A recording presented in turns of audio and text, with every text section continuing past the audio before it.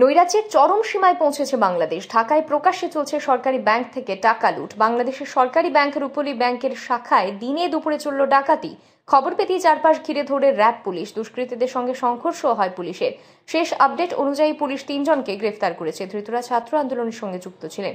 জানা গিয়েছে, বৃহস্পতিবার ঢাকার দক্ষিণ কেরানীগঞ্জে চুনকটিয়া রূপালী ব্যাংকে ডাকাতি হয়। দুপুর 2টা নাগাদ ডাকাত দল ঢোকে। বন্দুক দেখিয়ে টাকা হাতিয়ে নেয় তারা। এদিকে ডাকাতির বিষয়টি জানাজানি হতেই এলাকায় মাইকিং করা শুরু হয়। পুলিশ ও র্যাব ব্যাংকের শাখা ঘিরে ফেলে।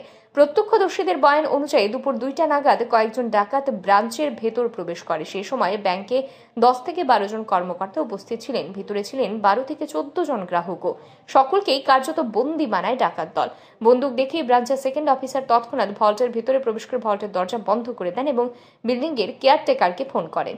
কেয়ারটেকার দ্রুত বিল্ডিং এর মেইন গেট বন্ধ করে দেয় এবং পুলিশকে ফোন করে। শেষ খবর অনুযায়ী পুলিশ 3 জনকে গ্রেফতার করেছে। তারা আবার জুলাই আগস্টে ছাত্র আন্দোলনের সঙ্গে সক্রিয়ভাবে যুক্ত ছিলেন বলেই জানা গিয়েছে।